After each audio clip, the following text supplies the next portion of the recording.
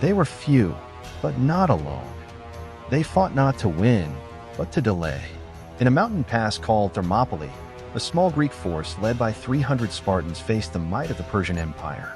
Their stand became a symbol of courage for thousands of years. This is the true story of that battle. Spartan society was built on discipline, order, and warfare. Boys were inspected at birth. At age 7, they entered the agoge, a state-run military program. They learned survival, obedience, endurance in combat. Helots, an enslaved local population, worked the land so Spartan men could train full-time. Women trained in athletics and were expected to produce strong children. King Leonidas himself completed the same harsh upbringing as every Spartan citizen soldier. King Xerxes I of Persia wanted to avenge his father Darius' loss at Marathon and bring Greece under Persian control. He assembled a force estimated by modern historians at around 100,000 to 200,000 soldiers, enormous by ancient standards.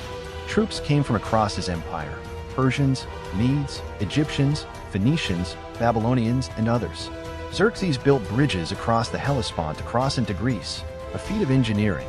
Greek cities debated whether to resist or submit. Sparta and Athens agreed to fight, forming a defensive alliance. Greek leaders met at the Isthmus of Corinth to plan their defense. A land force would block the Persian army at Thermopylae, while the Greek navy tried to halt the Persians at sea at Artemisium. Due to a religious festival, the Carnea, and the Olympic Games, Sparta could not mobilize its full army.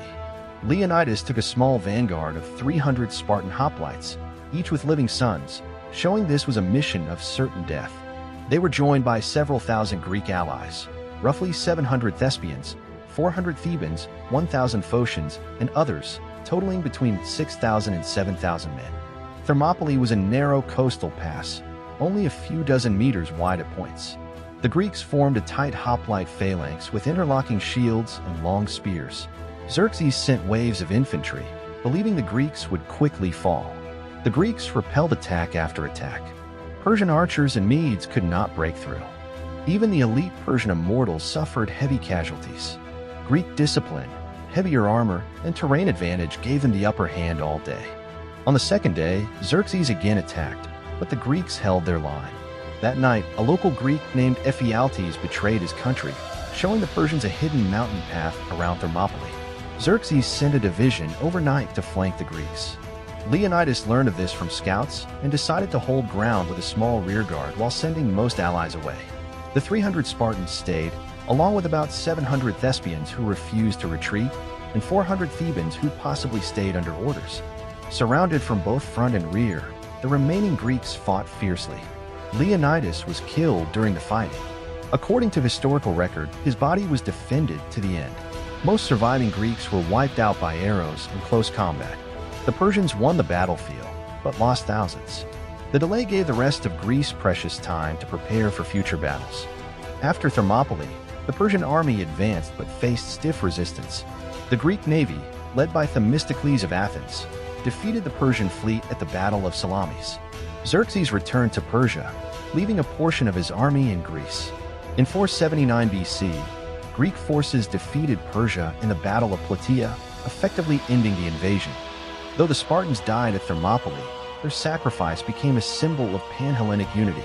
The Allied Greek victory in later battles owes much to the delay Leonidas achieved. Sparta remained a major military power after Thermopylae. In the Peloponnesian War, 431 to 404 BC, Sparta defeated Athens and dominated Greece. However, over time their population declined, and rigid traditions prevented adaptation. In 371 BC, Sparta suffered a major defeat at the Battle of Leuctra against Thebes. Later, during Alexander the Great's time, Sparta was no longer the dominant force in Greece. Though other powers rose and fell, Sparta became immortal through its ideals of discipline, sacrifice, and strength. The 300 Spartans and their allies gave their lives to slow a giant. They did not win that day, but they won something greater, a legacy of courage. Their story is not just legend, it is history. If this moved you, subscribe to Historica for more real stories from the past.